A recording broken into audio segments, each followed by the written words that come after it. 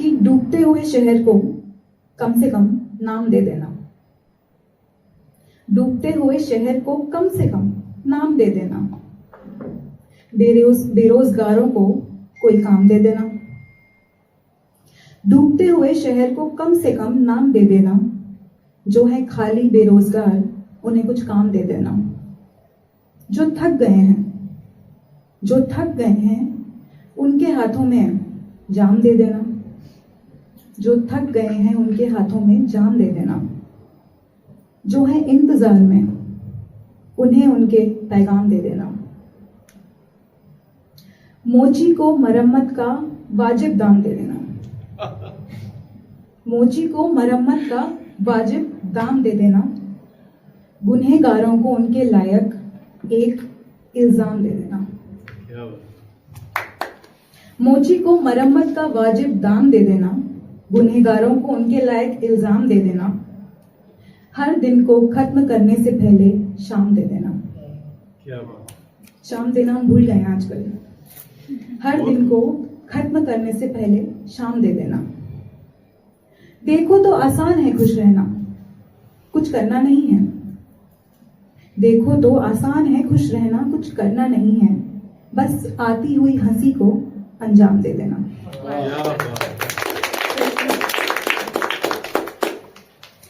अच्छा, ये आजकल जो हम एप्स को रखते हैं अपने फोन में हर चीज याद दिलाने के लिए, उस पे एक छोटी सी कविता है कि गिन लिए पैसे साल गिन लिए। गलत पढ़ ली क्या मैंने? चलो ठीक है। गिन लिए पैसे साल गिन लिए कदम बाल गिन लिए। जंगल गिन लिए भेड़ बकरी। जंगल गिन लिए भेड़ बकरी। शेर गिने, खेत गिने आदमी, चेहरे गिन लिए। गिनते गिनते पहाड़ गिन लिए। सारे के सारे बवाल गिन लिए। गिन लिए सपने, गिन लिए अपने, और सबके दुख हाल गिन लिए। तारे गिन लिए गिना आसमान, फिर तारे गिन लिए गिना आसमान, फिर गिन लिया उनका सारा सामान। धड़कन गिन ली जान। धड़कन गिन ली जान। बस पता नहीं क्यों सांसें गिनना भूल गए।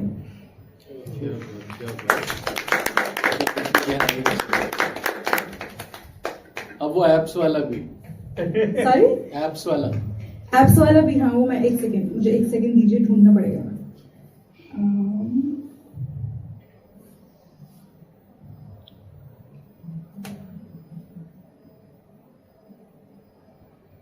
नाम क्या था उसका?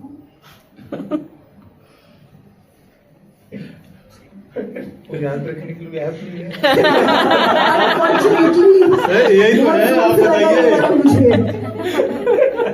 You are the expert. हमारे पास बहुत टाइम है।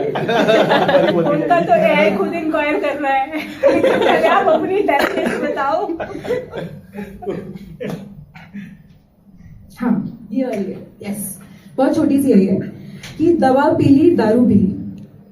दवा पीली दारू पीली, पीली चाय पी लिया सुट्टा। दवा पीली दारू पीली, पीली चाय पी लिया सुट्टा। विष पी लिया, अमृत पी लिया। पीली खुशी, गुस्सा भी पी लिया। तेरे जाने के गम में सब कुछ पीना याद रहा, बस पानी पीना भूल गए।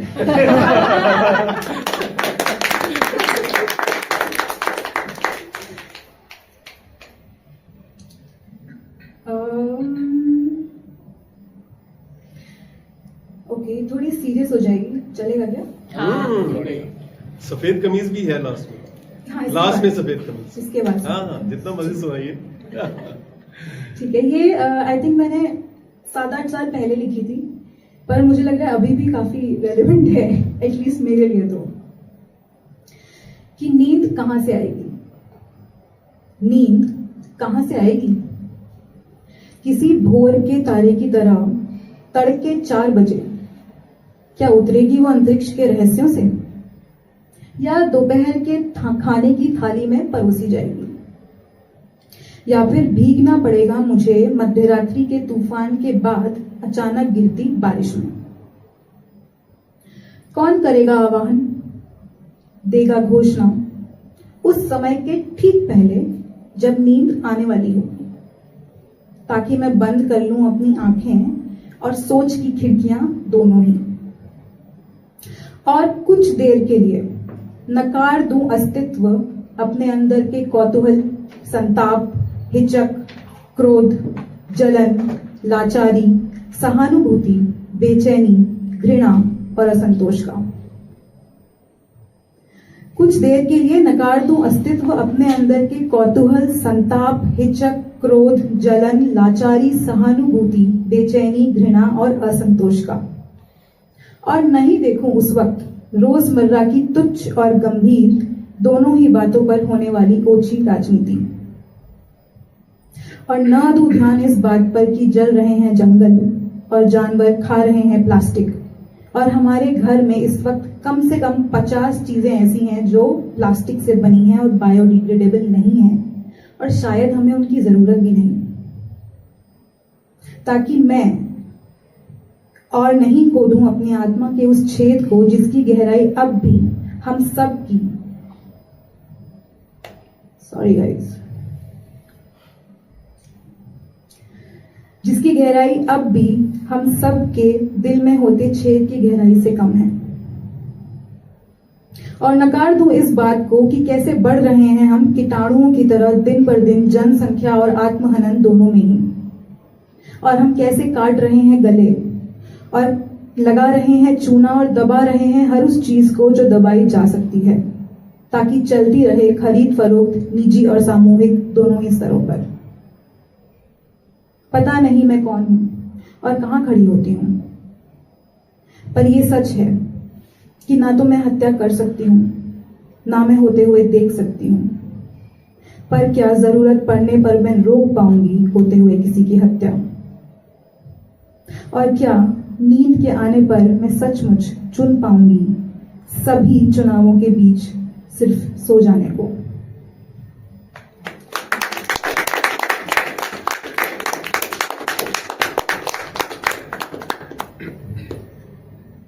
एक छोटी सी और सुनाती हूँ कि अर्ज किया है, अर्ज किया है कि उम्र बढ़ रही है, उम्र बढ़ रही है, कंधे रहे हैं झुक, उम्र बढ़ रही है, कंधे रहे हैं झुक, दिल में दर्द नहीं है फिर भी उस पे मरहम झोंक रहे हैं। उम्र बढ़ रही है, कंधे रहे हैं झुक, दिल में दर्द नहीं है फिर भी उस पे मरहम झोंक रहे हैं। जूते चाहे हैं पैरों में, जूते चाहे हैं पैरों में, पर मन के पैर, जूते चाहे हैं पैरों में पर मन के पैर तो नंगे ही हैं। रात बहुत होने को आई, रोंगटे भी अब चौंक रहे हैं। जाते होंगे मंदिर मस्जिद गिरजाघर दफ्तर बाजारें, जाते होंगे मंदिर मस्जिद गिरजाघर दफ्तर बाजारें, लेके अपना भरा हुआ दिल फिरते होंगे मारे मारे।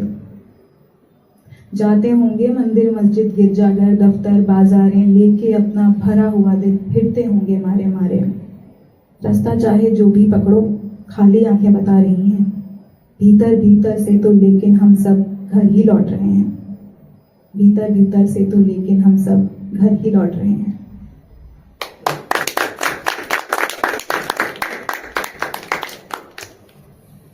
सफेद कमीज, क्या बात। तो सफेद कमीज जो है ये मैंने लगभग 8-10 साल पहले लिखी होगी, और तब मैं दिल्ली में रहती थी और अपने पेरेंट्स के घर पे रहती थी, एंड जॉब लग चुकी थी मेरी, 2-3 साल हो चुके थे जॉब को, तो थोड़े पैसे आ गए थे, तो मुझे बस ये मन हुआ कि मैं घर से निकल के अपना एक रूम ले लेती हूँ। और जिसने भी ये ट्राई किया है उसको पता है कि ये कितना मुश्किल काम है। और उसमें से I am a woman, so and I was in Delhi, तो नॉट सेइंग कि उनका जो प्रोटेक्टिव इंस्टिंक्ट था वो गलत था, पर उस टाइम पे वो समझ नहीं आता। उस टाइम पे लगता है कि यार ये दैट्स मतलब वो सबसे ज्यादा तनाव वाला टाइम होता है माँ बाप के लिए भी और हमारे लिए भी, जब हम थोड़ा अपने आप को समझ रहे होते हैं। तो उस टाइम पे ये लिखी थी मैंने, क्योंकि वो हमेशा पूछते थे कि क्या जरूरत है घर से बाहर जाके रहने की, क्यों रह रहे हो घर से बाहर जब घर है, और ये आप बता नहीं सकते उन्हें कि क्या जरूरत है उसकी। तो वो मैं ऑब्वियसली उनसे फेस टू फेस नहीं कह पाई, तो मैंने ये कविता लिखी थी। इसी बात में हंस रहे हो क्या? घर से बाहर अपना निकलने कुछ की पर्सनल क्या जरूरत है? कोशिश की है क्या? Very good. कामयाब हुए कि नहीं? हुए? अरे तो हाँ, कामयाब मैं हो गई थी। अभी वैसे सब ठीक है घर में, एवरीथिंग इज फाइन। बहुत अब प्यार बढ़ गया हमारे बीच, बट हाँ उस टाइम बहुत मुश्किल था। तो तब लिखी थी ये कविता। पेश करती हूँ सफेद कमीज। भारी हो जाता हूँ, भारी हो जाता हूँ मैं जब भी घर जाता हूँ। भारी हो जाता हूँ मैं जब भी घर जाता हूँ, कि बाहर से ज्यादा नकाब मैं घर में लगाता हूँ। हर बार अपनी सफेदी, ईमानदारी और दब्बूपने का रट्टा रटाया हिसाब लिखाता हूँ। खाने की मेज पर सीना चौड़ा मगर दिल छोटा करके अपनी आश्वस्त आवाज में बताता हूँ कि आज भी कोई बखेड़ा खड़ा नहीं किया मैंने, नहीं लिया भाग किसी भी गलत चीज के विरोध में, नहीं लगाया दिल बिना किसी से उसका धर्म, जात, गोत्र, रंग और नसीब जाने। हाँ, देखा हर प्रेम को शक की निगाह से और आंकने की कोशिश की कि मुझसे दिल लगा के इसे क्या फायदा होता होगा। आज भी नहीं निकला मैं किसी अनजान राह पर किसी निरर्थक सत्य की खोज में। नहीं लिखी कविताएं मैंने शहर की पतली, अंधेरी, बदबूदार गलियों में पनपने वाले जीवन पे, और फेर ली आंखें उन सभी कहानियों से जिन्हें मैं लिखना चाहता था। आज भी मैंने नहीं किया महसूस उस रिक्तता को जिसे केवल मेरी कल्पना ही भर सकती है। नहीं पाली ऐसी कोई भी चाहत जो ललकारे मुझे और मजबूर कर दे मुझे लांघने पर मेरी मर्यादा।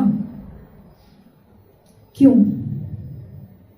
क्योंकि मुझे तो अपनी हद में रहना था, क्योंकि मुझे जाना था वापस अपने घर, अपनी शर्ट पर बिना कोई छींटे लिए, और करनी थी बातें उस एक ऐसे जीवन की जिसमें पहले से सब कुछ तय होता है, जिसमें चला जाता है केवल नाक की सीध पर चुपचाप बिना ज्यादा बदलाव की उम्मीद किए। एक ऐसा जीवन जिसमें कोई उठा न सके उंगली इस बात पर कि मैंने कुछ नया करने की कोशिश की और मैं फेल हो गया। एक ऐसा जीवन जो प्रमाणित है मेरे घर के अलावा मेरे घर के आसपास के लगभग सभी घरों द्वारा।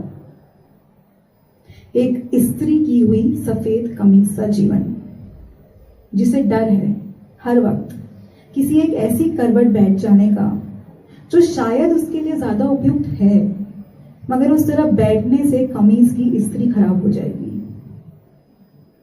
तो ना मैं बारिश में जा सकता हूँ, ना कीचड़ में, ना भाग सकता हूँ, ना लेट सकता हूँ, और शिकायत तो मैं बिल्कुल भी नहीं कर सकता, क्योंकि इसी घर ने तो मुझे ये जीवन आधे मन से जी लेने की अनुमति दी है।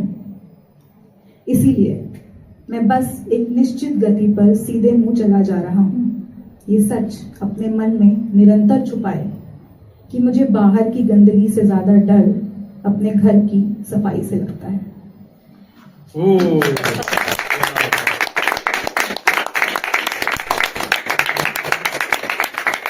Thank you.